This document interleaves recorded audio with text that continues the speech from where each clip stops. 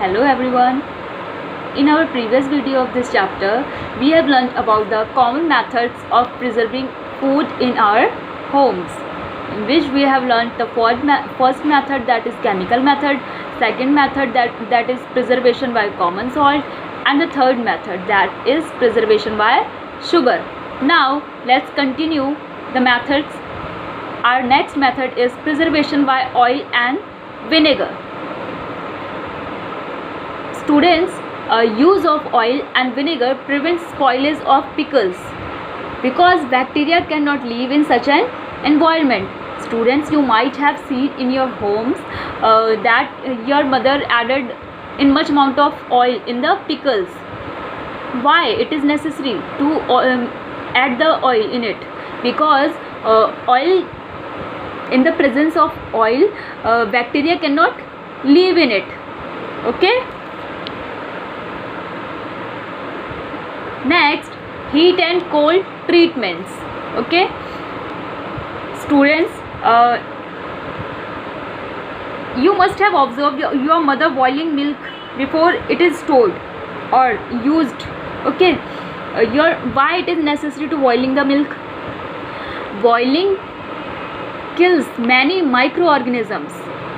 Similarly, we keep our food in refrigerator. Okay, low temperature inhibits the growth of microbes.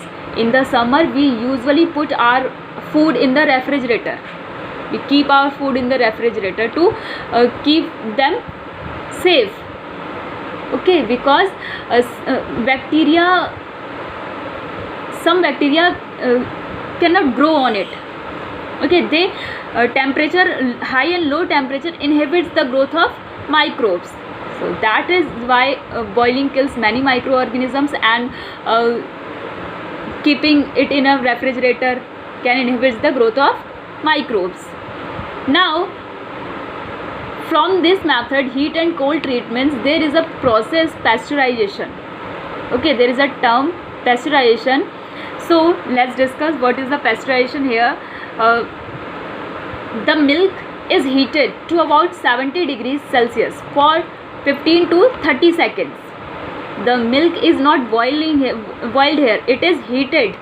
Okay, it is not boiled, it is heated here about 70 degrees Celsius for 15 to 30 seconds. Students, I would like to tell you one thing, that your milk or water can start boil at the temperature of 100 degree. Okay, and in this process, milk is heated at about the 70 degrees Celsius for 15 to 30 seconds.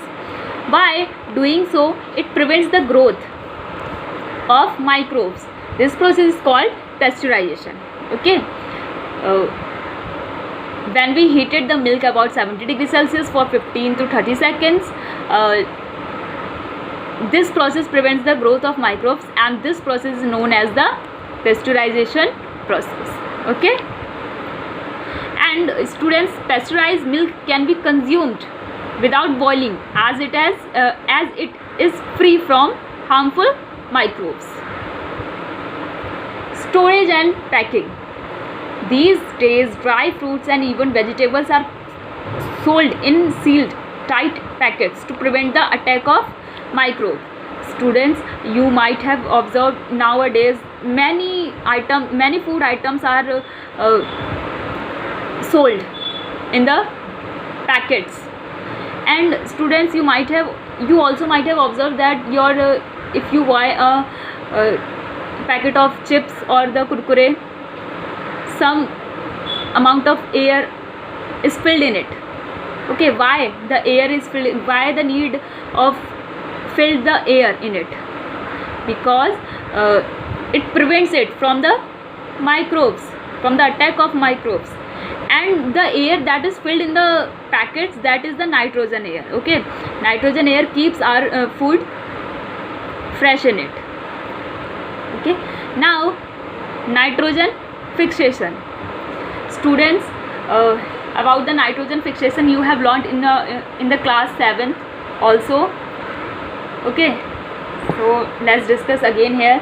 Bacterium rhizobium is involved in the fixation of nitrogen in leguminous plants. Rhizobium lives in the root nodules of leguminous plants such as beans and peas, with which it has a symbiotic relationship. Students,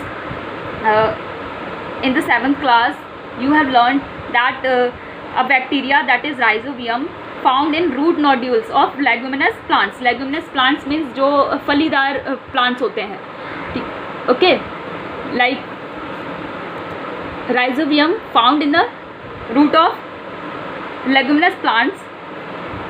It get food and shelter from the plants, and in return, what would it will do? What would it do?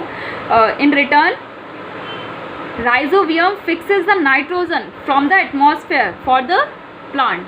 So this is the symbiotic process. This is the symbiotic relation between the rhizobium and the plant. Okay, from the plant, rhizobium gets the shelter and the food, and in return, rhizobium fixes the nitrogen from the atmosphere to the plant.